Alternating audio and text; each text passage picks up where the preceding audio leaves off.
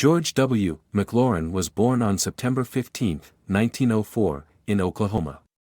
He had a strong desire to pursue higher education, but at the time, racial segregation laws prevented African Americans from attending predominantly white universities. However, following the U.S. Supreme Court's ruling in the landmark case of Sweatt v. Painter in 1950, which declared that separate but equal educational facilities were inherently unequal, McLaurin's admission became possible. In 1948, at the age of 44, George McLaurin was admitted to the University of Oklahoma's doctoral program in education. However, despite being granted admission, he was subjected to racial segregation within the university.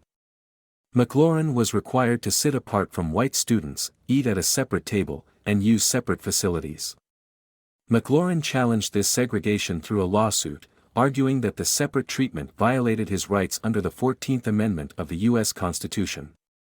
In 1950, his case reached the U.S. Supreme Court as McLaurin v. Oklahoma State Regents. The court ruled in his favor, stating that the segregation imposed upon him was unconstitutional and that it impeded his ability to receive an education equal to that of his white counterparts.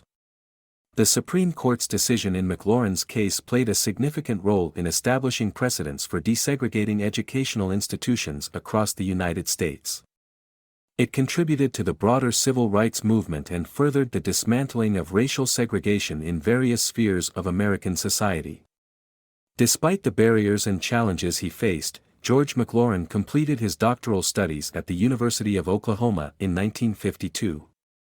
He went on to work as a professor of education at Langston University in Oklahoma, where he continued to advocate for equality in education until his retirement in 1970. McLaurin's courage and perseverance paved the way for future generations of African Americans to access higher education on an equal basis.